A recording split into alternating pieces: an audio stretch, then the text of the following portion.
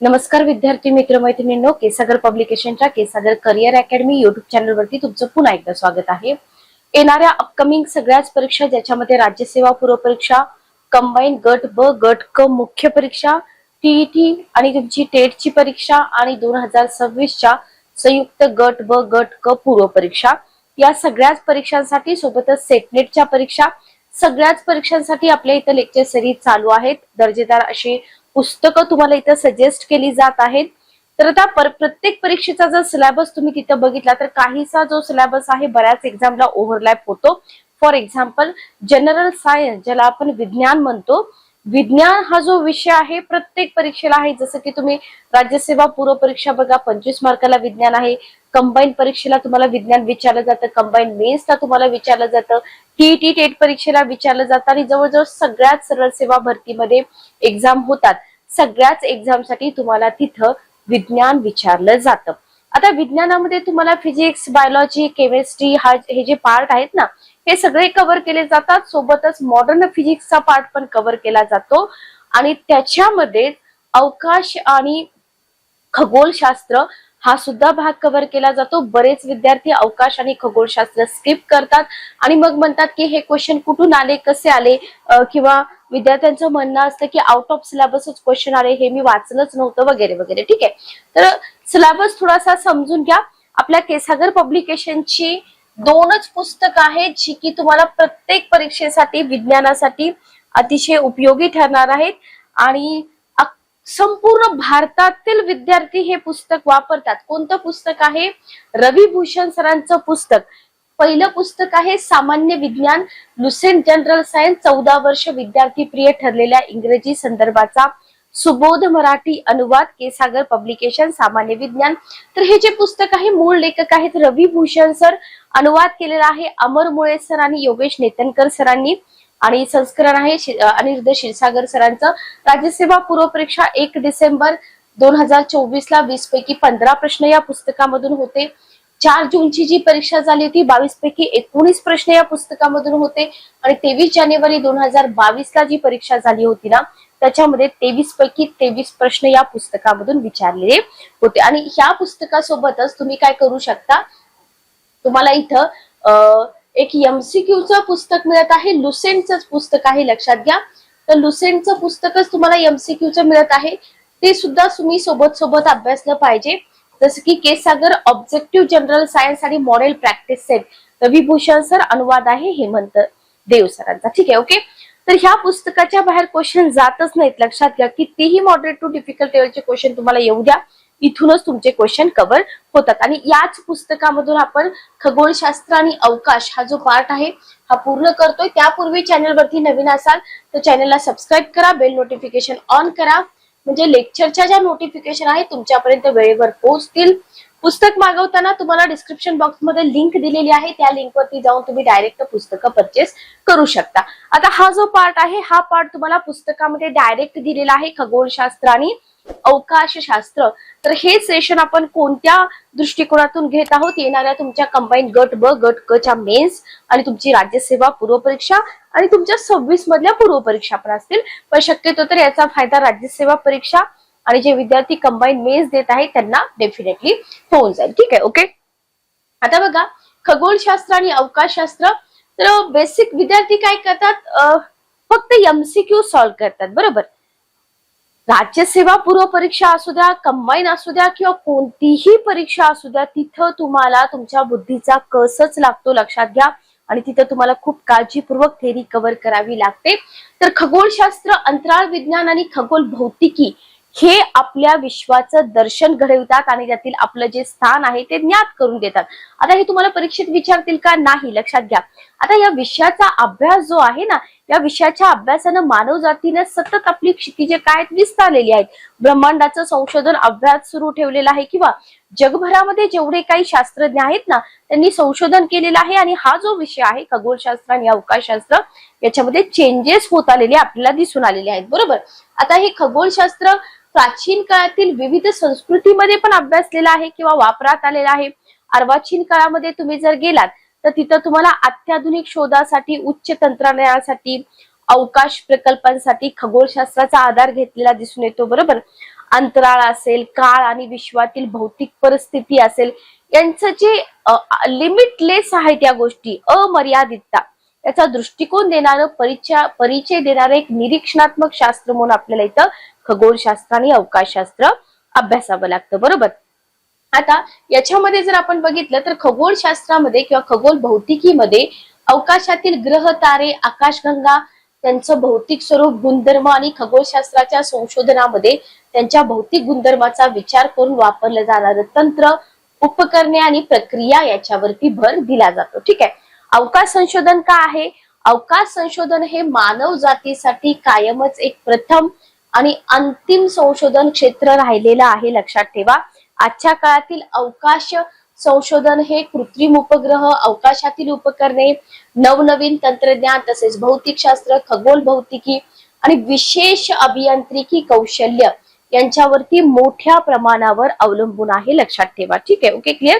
तर इथे तुम्हाला खगोल भौतिकी आणि अवकाश संशोधन याच्यामध्ये नक्की कशाचा अभ्यास केला जातो ते क्लिअर झालं, बरोबर. आता आपल्याला क्वेश्चन कुठून पडण्यास चालू होतं ते मी तुम्हाला सांगते. तुम्हाला खगोलशास्त्राचा विकास याच्यामध्ये थोडस लक्षात ठेवायचं आहे की खगोलशास्त्रामध्ये म्हणजे ज्या नैसर्गिक शास्त्रामध्ये अवकाशातील ग्रह, गोल यांसारख्या इतर घटकांची निर्मिती, त्यांची रचना, त्यांची गती, त्यांचं स्वरूप यांचा अभ्यास केला जातो, त्या शास्त्राला आपण काय म्हणतो? ऍस्ट्रॉनॉमी किंवा खगोलशास्त्र म्हणतो, बरोबर. आता याच्या पण विविध ब्रँचेस आहेत. तुम्हाला जसं बायोलॉजीच्या ब्रँचेस वरती राज्यसेवा पूर्व परीक्षेला क्वेश्चन विचारला होता, तसं तुम्हाला खगोलशास्त्राच्या ब्रँचेस वरती सुद्धा क्वेश्चन विचारला जाऊ शकतो, ज्याच्यामध्ये खगोल भौतिकी, ज्याच्यामध्ये खगोलशास्त्र आणि भौतिकशास्त्र, खगोल गतीशास्त्र, ज्याच्यामध्ये खगोलशास्त्र आणि गतीशास्त्र, खगोल जीवाशास्त्र, ठीक आहे, जीवशास्त्र सॉरी, याच्यामध्ये तुम्हाला समावेश होतो. आणि या सगळ्या शास्त्रांचा अभ्यास करणारे जे शास्त्रज्ञ आहेत ना, त्यांना म्हटलं जातं खगोलशास्त्रज्ञ. लक्षात आलं, क्लिअर. तर या ब्रँचेस वरती पण तुम्हाला क्वेश्चन विचारले जाऊ शकतात. इतकं चांगलं कंटेंट तुम्हाला के सागरच्या पुस्तकाशिवाय कुठंच मिळणार नाही. ओके. आता विश्व बघा, याच्यामध्ये तुम्हाला पृथ्वी, आकाश, अवकाश, अवकाशातील विविध ग्रह, गोल आणि इतर घटक, उदाहरणार्थ सूर्य, तारे, आकाशगंगा, धूमकेतू इत्यादींना एकत्रितपणे विश्व म्हटलं जातं. ठीक आहे, युनिव्हर्स, कॉस्मॉस, बरोबर. लक्षात आलं. तर तुम्हाला डायरेक्ट एखादं सेंटेन्स येऊ शकतं बरं का, काही सांगता येत नाही. आणि या विश्वाचा अभ्यास करणारं जे शास्त्र आहे त्याला कॉस्मोलॉजी असं म्हटलं जातं, विश्वस्थिती शास्त्र असं म्हटलं जातं. लक्षात ठेवा, आपलं विश्व जे आहे असंख्य डॅश डॅशनी बनलेलं असून, दीर्घिकांनी बनलेलं असून, याच्यामध्ये असंख्य तारे आहेत आणि या ताऱ्यांची आपल्या सूर्यमालिकेप्रमाणे स्वतःची ग्रहमालिका असू शकते, लक्षात ठेवा. आणि आपल्या सूर्यमालिकेमध्ये पृथ्वीसह किती ग्रह आहेत? 8 ग्रह आहेत. हा सीन झाला आपल्या सूर्यमालेचा, बरोबर. लक्षात आलं, क्लिअर. समजून घ्या. आता याच्यामध्ये तुम्हाला हे सिंपल बेसिक्स कव्हर केलं आपण इथं. आता तुम्हाला टॉलेमीचा भूकेंद्री सिद्धांत विचारला जाऊ शकतो राज्यसेवा पूर्वला सुद्धा. तर टॉलेमीचा भूकेंद्री सिद्धांत काय आहे किंवा टॉलेमी हे कोण होते? खगोलशास्त्रज्ञ होते, बरोबर. इसवी सन 140 मध्ये टॉलेमी हे ग्रीक खगोलशास्त्रज्ञ होते, लक्षात ठेवा. त्यांनी जिओसेंट्रिक किंवा भूकेंद्री सिद्धांत मांडला. असे सेंटेन्स येतात एक्झाम मध्ये, कोणी मांडला हा सिद्धांत, बरोबर. ओके. आणि काय सांगतो हा सिद्धांत की या सिद्धांतानुसार पृथ्वी ही विश्वाच्या सेंटरला म्हणजे केंद्रभागी आहे आणि सूर्य आणि इतर ग्रह पृथ्वीभोवती परिभ्रमण करतात. टॉलेमीचा भूकेंद्री सिद्धांत लक्षात घ्या. खगोल, आता सगळ्यात मेन पॉइंट वरती आपण आलेलो आहे की एक्झाम मध्ये टॉलेमी, कोपर्निकस असेल, केपलर असेल, यांचे जे सिद्धांत आहे त्याच्यावरती क्वेश्चन विचारतात. पण त्यापूर्वी विद्यार्थ्यांना माहितच नसतं की हा पार्ट येतो कशामध्ये, बरोबर. आपण म्हणतो ना की माझ्याकडनं कंटेंट मिसिंग झालं, हे कुठं येतं बाबा? तर हे खगोलशास्त्र आणि अवकाशशास्त्रामध्ये येते, लक्षात घ्या. तर हे करावं लागतं एक्झामला जाताना, इतकंसं कंटेंट आहे. त्याच्यानंतर बघा कोपर्निकसचा सूर्यकेंद्री सिद्धांत. आता इथं बघा, पोलंड मधील खगोलशास्त्रज्ञ होते कोपर्निकस. तुम्हाला माहित पाहिजे की जे टॉलेमी होते ग्रीक होते, कोपर्निकस हे आहेत पोलंड मधील, केपलर, बरोबर. हे सुद्धा तुम्हाला कुठले आहेत हे माहित असलं पाहिजे, जोड्या लावामध्ये विचारलं जाऊ शकतं. तर कोपर्निकस यांनी 1543 मध्ये सूर्यकेंद्री, बरोबर, हेलिओसेंट्रिक. आता टॉलेमी काय म्हणले की पृथ्वी सेंटरला आहे, बरोबर. कोपर्निकस काय म्हणतात की नाही, सूर्य सेंटरला आहे, बरोबर. मग हा जो सिद्धांत आहे कोपर्निकसचा, हा सिद्धांत काय सांगतो की सूर्य आपल्या युनिव्हर्सच्या सेंटरला आहे, बरोबर. आणि पृथ्वी आणि इतर ग्रह सूर्याभोवती काय करतात, परिभ्रमण करतात. ओके, म्हणजे टोटली टॉलेमीच्या विरुद्ध यांनी सांगितलं. आणि अशा प्रकारे सूर्याभोवतीच्या ग्रहीय परिभ्रमणाची भ्रमणाची मांडणी सर्वप्रथम कोणी केली, कोपर्निकस यांनी केली, लक्षात ठेवा. ठीक आहे, काय डिफरन्स आहे टॉलेमी आणि कोपर्निकस याच्यामध्ये. केपलरचे ग्रहांच्या गतीविषयीचे नियम. आता पुढे येतो केपलर, बरोबर. इसवी सन 1571 ते 1630 हा कालखंड आहे. खगोलशास्त्रज्ञ यांनी काय सांगितलं की आकाशामध्ये असणारे ग्रहगोल आणि त्यांचं जे भ्रमण आहे त्याचा प्रचंड अभ्यास या केपलर यांनी केला. आणि त्यांच्या अभ्यासामध्ये त्यांनी निष्कर्ष काय काढला की जे सगळे ग्रह आहेत ना, हे सूर्याभोवतीच फिरतात. जी हेलिओसेंट्रिक संकल्पना कोपर्निकस यांनी मांडलेली होती तीच यांनी पुढे फॉलो केली. आणि त्यांनी सांगितलं, फक्त त्यांनी ऍड काय केलं की लंब वर्तुळाकार कक्षेमध्ये फिरतात, बरोबर. लंब वर्तुळाकार कक्षेमध्ये फिरतात, सूर्याभोवतीच फिरतात, म्हणजे सेंटरला सूर्यच आहे असं त्यांनी सांगितलं. तर हे तुम्ही इथं लक्षात ठेवा. त्याच्यानंतर येतात गॅलिलिओ. तर गॅलिलिओ हे जे होते 1564 1642, केपलरचा समकालीन खगोलशास्त्रज्ञ. जे केपलर होते त्या केपलरचा समकालीन खगोलशास्त्रज्ञ होते गॅलिलिओ. आणि त्यांनी काय केलं, केपलरच्या सर्व समावेशक दृष्टिकोनाचं आणि त्याच्या सिद्धांताचं समर्थन केलं, लक्षात ठेवा बरं का. केपलर हे कोण होते, ज्यांनी ग्रहगोलांचा खूप जास्त अभ्यास केला. आणि त्यांच्या अभ्यासाला पाठिंबा कोणी दिला, तर गॅलिलिओ यांनी दिला. त्यांच्या सिद्धांताचं समर्थन केलं आणि त्यांनी जो सिद्धांत मांडला होता तो गॅलिलिओ यांनी सिद्ध करण्यास इथं मदत केली. गॅलिलिओनी काय केलं, 1609 मध्ये संशोधित केलेल्या दुर्बिणीमुळे आधुनिक खगोलशास्त्राचा प्रारंभ झाला असं मानण्यात येतं. आणि गॅलिलिओने गुरुग्रहाच्या 4 उपग्रहांचा, लक्षात ठेवा बरं का, गुरुग्रहाच्या 4 उपग्रहांचा शोध लावला. आणि अजून काय काम आहे गॅलिलिओचं ज्याच्यावरती आपल्याला क्वेश्चन येऊ शकतो, तर त्यांनी बघा सौर डागांचा सुद्धा शोध लावला. कोणी, गॅलिलिओ यांनी. कोणाचा शोध लावला, सौर डागांचा सुद्धा शोध लावला. सूर्याला जवळ असणाऱ्या प्रॉक्सिमा सेंटोरी या ताऱ्याचा शोध रॉबर्ट इनस याने 1915 मध्ये लावला. ठीक आहे, ओके. प्रॉक्सिमा सेंटोरी या ताऱ्याचा शोध रॉबर्ट इनस याने 1915 मध्ये लावला, लक्षात ठेवा. ओके. त्याच्यानंतर येतात सर आयझॅक न्यूटन. ब्रिटिश भौतिकशास्त्रज्ञ आहेत न्यूटन. त्यांनी 1668 मध्ये परावर्ती दूरदर्शकाचा शोध लावला. लक्षात ठेवा बरं का, राज्यसेवेला खूप सारे क्वेश्चन इथं कव्हर होणार आहेत तुमचे. तसेच गुरुत्वाकर्षण बल नियमाच्या आधारे ग्रहांच्या गतीविषयक नियमांविषयी सुद्धा त्यांनी योगदान दिलं. याच्यानंतर न्यूटनचा गुरुत्वाकर्षणाचा सिद्धांत कालांतराने सर्वात मूलभूत विषय बनला आणि हा केपलरच्या गतीविषयक सिद्धांता इतकाच महत्वाचा मानला जातो, लक्षात ठेवा बरं का. तर हे झालं न्यूटन बद्दल. त्याच्यानंतर हर्षल यांच्यावरती आयोगाने काही जास्त क्वेश्चन कधी विचारले नाही, पण सांगता येत नाही. तर हर्षल हे ब्रिटिश खगोलशास्त्रज्ञ होते. दुर्बिणीद्वारे संपूर्ण विश्व आणि अवकाशाचा अभ्यास केला. आपलं विश्व हे केवळ सूर्यमालेपुरतेच मर्यादित नसून कसं आहे, अमर्याद आहे. आणि आपली सूर्यमाला आकाशगंगेचा एक छोटा भाग आहे असा निष्कर्ष पण त्यांनी काढला. विश्वात असंख्य आकाशगंगा असून आपलं विश्व हे अमर्यादपणे अनंतपणे विस्तारलेलं आहे असं हर्षल यांनी इथं सांगितलेलं आहे. हबलचा आकाशगंगा प्रसरणाचा नियम जो आहे ना, त्याच्यावरती मात्र तुम्हाला क्वेश्चन राज्यसेवेला दिसून येतात.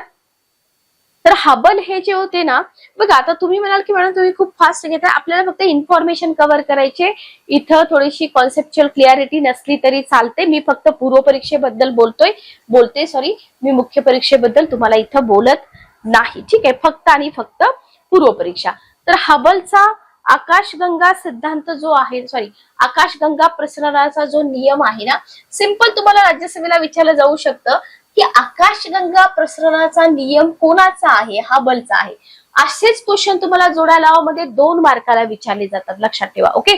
तर हबल या अमेरिकन अवकाश शास्त्रज्ञाने 1925 मध्ये सांगितले की विश्वामध्ये आपल्या मिल्की वे या आकाशगंगेप्रमाणे अनेक दीर्घिका अस्तित्वात आहेत. Okay, clear. त्याच्यानंतर 1929 मध्ये काय झालं, प्रदीर्घ अभ्यास झाला, निरीक्षण झालं आणि आपल्या दीर्घिका स्टॅटिक आहेत का? स्टॅटिक नाहीयेत, त्या बाहेरच्या दिशेने सरकत आहेत, एकमेकींपासून दूर जात आहेत असं इथं दिसून आलं. त्याच्यामुळे काय होतं, त्यांचा वेग वाढतो आणि यालाच हबलचा आकाशगंगा प्रसरणाचा नियम असं म्हटलेला आहे. लक्षात येते का बघा, की इथं हबलचा आकाशगंगा प्रसरणाचा सिद्धांत का म्हटलेला आहे. Okay, clear? चला, समजलं का बघा इथपर्यंत? कुणाला काही अडचण असेल तर तुम्ही मला विचारू शकता. ओके,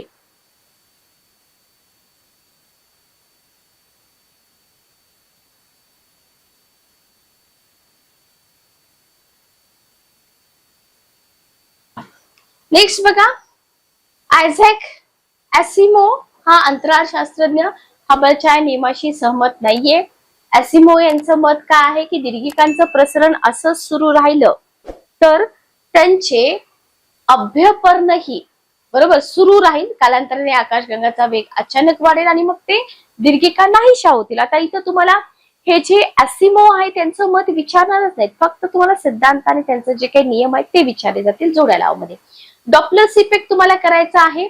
दीर्घिकांचं इथं बहिर्दिशी गमन, ठीक आहे, आणि विश्वाचा विस्तार हे दोन परिणाम डॉप्लरच्या प्रकाशीय परिणाम सिद्धांतान्वये शोधले गेले आहेत. लक्षात ठेवा, डॉप्लरचा प्रकाशीय सिद्धांत त्याच्यानुसार कशाचं मोजमाप केलं गेलं हे तुम्हाला इथं विचारलं जाऊ शकतं. डॉप्लर इफेक्ट म्हणजे काय आहे लक्षात ठेवा, ज्यावेळी निरीक्षक हा, लक्षात घ्या, ज्यावेळी निरीक्षक हा तरंगाच्या स्रोतापासून स्रोत सापेक्ष वहन, ठीक आहे, स्रोताच्या दिशेने अथवा विरुद्ध दिशेने वहन करीत असतो ना, त्यावेळी तरंग लांबी आणि तरंगाच्या वारंवारतेमध्ये होणाऱ्या बदलाला डॉप्लर्स इफेक्ट असं म्हटलं जातं. चला, क्लिअर आहे का बघा इथपर्यंत? आपण बघतो की नाही गाडीचे सुद्धा static sound source, moving sound source example वगैरे, तर डॉप्लर इफेक्ट इथे लक्षात ठेवा. डॉप्लर इफेक्ट किंवा डॉप्लर परिणाम सिद्धांताद्वारे आकाशगंगांपासून येणाऱ्या प्रकाश पटलातील अभिरिक्त विस्थापन ही घटना प्रयोगशाळेत अचूकपणे शोधणं शक्य झालं आणि आकाशगंगेतून येणाऱ्या प्रकाशातील सर्व तरंगाची तरंग लांबी किती असते? तांबड्या रंगाच्या तरंग लांबी एवढी झालेली दिसून येते. Okay, clear? तर हे तुम्हाला डॉप्लर्स इफेक्ट बद्दल इथं थोडंसं लक्षात ठेवायचं आहे. जेवढे विद्यार्थी लाईव्ह आहेत, लक्षात येत आहे? चला,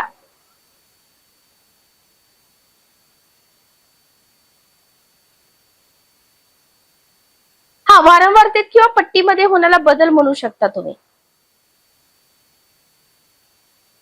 ओके, चला, हा थोडक्यात तुम्हाला एक्झाम्पल देते सायरनचं.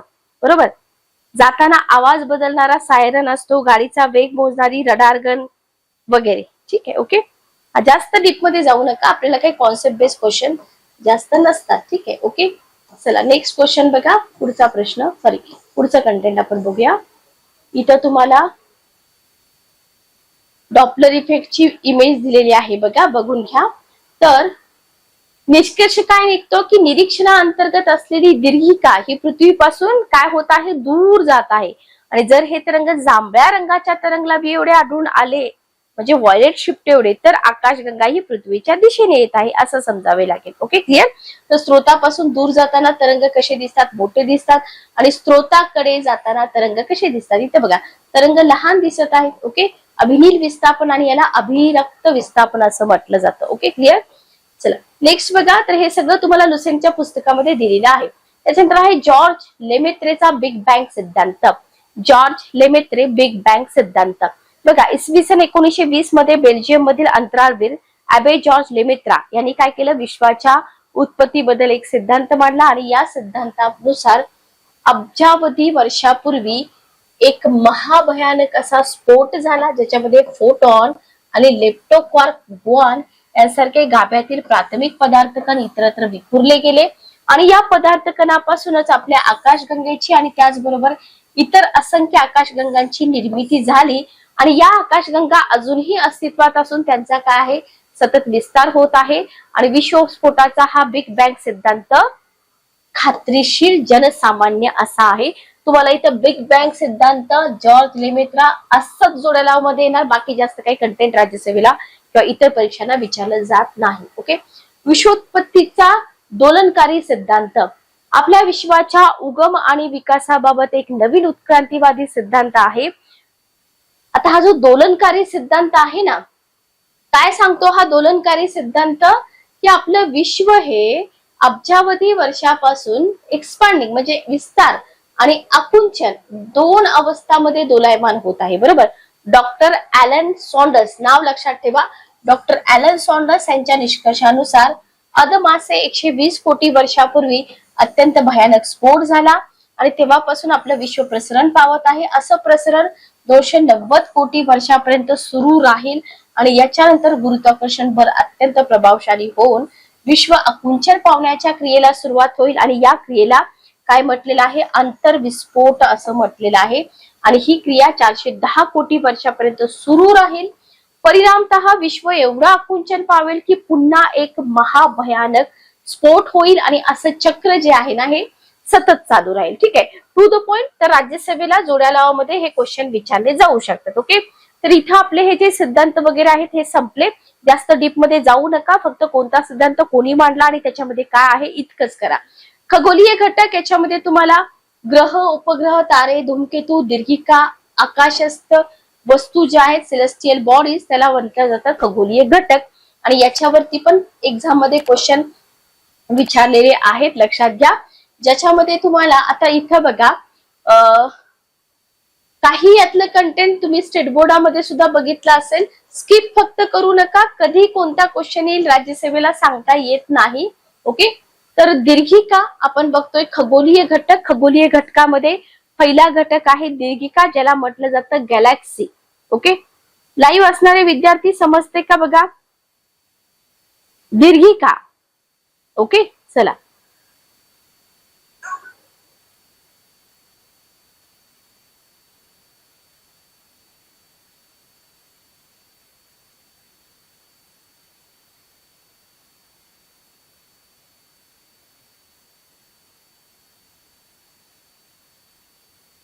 बघा, तर दीर्घिका हा विविध ताऱ्यांचा सर्वोच्च गट असतो. लक्षात ठेवा. हे तारे विशिष्ट क्षमतेच्या गुरुत्वाकर्षण बलाने बद्ध असतात. त्याच्यामुळेच दीर्घिकाला खंडीय विश्व असं संबोधलं जातं. प्रत्येक सेंटेन्स व्यवस्थित लक्षात ठेवा. नेक्स्ट बघा, याच्याशिवाय दीर्घिकेमध्ये अमर्याद आणि अनंत तारे असतात जे आपल्याला दिसत नाहीत. मात्र काही तारे निरभ्र रात्री कमानीच्या स्वरूपात आपल्याला दिसतात आणि या ताऱ्यांबरोबरच दीर्घिकेमध्ये धूलिकण आणि विविध प्रकारचे वायू यांचा समावेश होतो. आपल्या दीर्घिकेमध्ये 97% तारे, 2% धूलिकण आणि 1% वायू असं प्रमाण आपल्याला दिसून येतं. ठीक आहे. ओके. क्लिअर. तुम्हाला दीर्घिकांच्या प्रकारावरती क्वेश्चन पडू शकतो. आकारानुसार जर बघितलं तर स्पायरल, सर्पिलाकार, अंडाकृती, वर्तुळाकार, अनियमित, इरेग्युलर. ठीक आहे. असे दीर्घिकांचे प्रकार आपल्याला इथं दिसून येतात. एकूण दीर्घिकांमध्ये जर बघितलं तर सर्पिलाकार दीर्घिका 80%, अंडाकृती 17% हे विचारणार नाही, फक्त प्रकार लक्षात ठेवा. तर लक्षात ठेवा आपली दीर्घिका जिला आपण मिल्की वे म्हणतो, लक्षात घ्या, ती कशी आहे, सर्पिलाकार आहे. लक्षात ठेवा. आणि आकाशगंगेला सर्वात जवळची आकाशगंगा कोणती आहे, अँड्रोमेडा. आणि तिचा आकार सुद्धा कसा आहे, सर्पिलाकारच असलेला आपल्याला दिसून येतो. ठीक आहे. ओके. क्लिअर. हे झालं दीर्घिका. त्याच्यानंतर आपली आकाशगंगा बघा. आपली सूर्यमाला ज्या दीर्घिकेची सदस्य आहे तिला मिल्की वे म्हटलं जातं. ही 24 दीर्घिकांच्या एका गटाची सदस्य आहे. आपली आकाशगंगा अवकाशामध्ये वाहणाऱ्या प्रकाशाच्या प्रवाही नदीसारखी सुंदर दिसते आणि ती अब्जावधी लुकलुकणाऱ्या ताऱ्यांची बनलेली आहे. ओके. क्लिअर. त्याच्यानंतर तारका समूह बघा. सामान्यतः आकाशामध्ये असंख्य तारे आहेत. त्यापैकी बरेच तारे आपल्याला दिसत नाहीत, मात्र काही तारे ठळकपणे दिसून येतात. त्याचबरोबर ते सामूहिकपणे काही विशिष्ट आकार दर्शवतात. यालाच काय म्हटलं जातं, तारका समूह असं म्हटलं जातं. आपल्या आकाशगंगेमध्ये विविध तारका समूह पण आहेत. त्याच्यामध्ये सप्तर्षी, लक्षात ठेवा बरं का, ध्रुव, मत्स्य, स्वस्तिक, मृग, कालीय, हंस, हर्क्युलस, वासुकी, नर तुरुंग इत्यादीचा समावेश आहे. तारका समूह आहे ते 89 तारका समूहांचा शोध लागलाय. तुम्हाला विचारणार नाहीत, हे सगळं लक्षात घ्या. 4 तेजस्वी तारे आहेत. हायड्रा या तारका समूहामध्ये 68 तारे आहेत. ठीक आहे. ओके. थोडीफार तरी इन्फॉर्मेशन आपल्याला इथं असली पाहिजे, लक्षात घ्या. नेक्स्ट बघा. त्याच्यानंतर तुम्हाला इथं माहित पाहिजे की बघा तारे आकाशातील घटक आहे. ओके, स्वतःचा प्रकाश असतो. सूर्य, 70% हायड्रोजन असतं ताऱ्यांमध्ये, 28% helium, 1.5% carbon, nitrogen, neon 0.5%. Okay, clear. तर हे तुम्ही लक्षात ठेवा. ताऱ्यांचा उगम आणि ताऱ्यांचा विकास याच्यामध्ये तुम्हाला काय विचारलं जाऊ शकतं बघा. दीर्घिकांमध्ये हायड्रोजन आणि हेलियम वायूंच्या दाबामुळे काय होतं, मेघांमध्ये रूपांतर होतं आणि इथूनच ताऱ्यांच्या जीवनचक्राला प्रारंभ होतो. तुम्हाला हे काही विचारणार नाहीत. ठीक आहे. ओके, तर नवतारा, आद्य तारा, वायूच्या मेघाला डॅश डॅश म्हटलं जातं. नवतारा किंवा आद्य तारा हे लक्षात ठेवा. जास्त डीप मध्ये जाऊ नका. ताऱ्यांची अंतिम अवस्था याच्यामध्ये रेड जायंट हे तुम्हाला विचारलं जाऊ शकतं. तर हे सगळं तुम्हाला लुसेंट मध्ये मिळून जाईल. ठीक आहे. याच्यामध्ये बघा तुम्हाला एक इमेज दिलेली आहे लुसेंटच्या पुस्तकामध्ये, ज्याच्यामध्ये तुम्हाला भव्य तारा, तेजोमेघ, सर्वसाधारण तारा, तांबडा राक्षसी तारा, तर हे इथं तुम्हाला व्यवस्थित दिलेलं आहे. श्वेतबतू तारा आहे, न्यूट्रॉन तारा आहे, बघून घ्या. ठीक आहे. Okay, clear. त्याच्यानंतर तुम्हाला इथं कृष्णविवर आणि चंद्रशेखर लिमिट हे सुद्धा दिलेलं आहे. आता हे कृष्णविवर आणि चंद्रशेखर लिमिट आहे, याच्यावरती सुद्धा आयोगाने पूर्वी क्वेश्चन विचारलेले आहेत. तुम्ही थोडंसं हे काढून बघा, म्हणजे तुमच्या लक्षात येऊन जाईल. आता आपलं जे लुसेंटचं पुस्तक आहे, जस्ट एक मिनिट थांबा, मी तुम्हाला दाखवते. तर हे जे आपलं लुसेंटचं पुस्तक आहे, त्या लुसेंटच्या पुस्तकामध्ये हे सगळं दिलेलं आहे, बघून घ्या. तर याच्यामध्ये तुमचा हा जो खगोलशास्त्र आणि अवकाशशास्त्र आहे, अतिशय सुंदर पद्धतीने कव्हर केलेला आहे. आणि सोबतच इथं जर तुम्ही बघाल तर याच्यामध्ये तुम्हाला याच सेक्शन वरती एमसीक्यू सुद्धा आहेत, बघून घ्या. एमसीक्यू सुद्धा दिलेले आहेत. म्हणजे हे जे पुस्तक आहे, हे पुस्तक राज्यसेवा, कंबाईन आणि इतर परीक्षा देणाऱ्या विद्यार्थ्यांना विज्ञानामध्ये आउट ऑफ मार्क्स मिळवून देतं. कारण का, स्टेट बोर्डाची पुस्तकं 11-12 ची पुस्तकं हिंदी आणि इंग्रजी मध्येच असतात. लक्षात घ्या. केमिस्ट्री, तुमचं बायोलॉजी, फिजिक्स, तर ते अभ्यास आपल्याला पॉसिबल आहे का, नाही. तर त्या पुस्तकामधला सगळा सारांश, सगळं कंटेंट तुम्हाला लुसेंट मध्ये मिळते आणि याच्या बाहेर एकही क्वेश्चन एक्झामचा जात नाही. तर तुम्हाला आपल्या केसागर पब्लिकेशनच्या ऑफिशियल वेबसाईटला भेट देऊन काय करायचं आहे, ही पुस्तकं परचेस करायची आहेत. लॉग इन रजिस्टर करा, कॅश पेमेंट करा इथं तुम्ही ऑनलाईन, आणि मग 7 ते 8 दिवसामध्ये पुस्तक तुम्हाला इथं मिळून जाईल. बाकी तुमचे काहीही डाऊट असतील तर तुम्ही मला चॅट बॉक्स मध्ये किंवा कमेंट बॉक्स मध्ये विचारू शकता, किंवा डिस्क्रिप्शन बॉक्स मध्ये पब्लिकेशनचा नंबर मिळेल, त्या नंबरवरती तुम्ही कॉल किंवा मेसेज पण करू शकता. तर भेटूया नेक्स्ट सेशन मध्ये. Good day, take care.